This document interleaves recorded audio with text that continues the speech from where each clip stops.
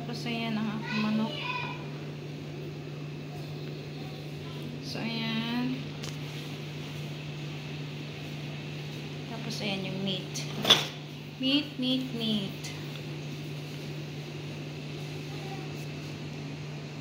Let's eat. Ang daming bata sa labas.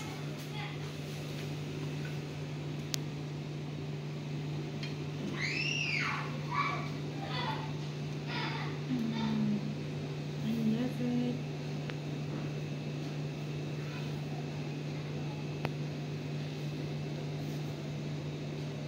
Yan para sa mga nagda-diet. No rice tayo ngayon.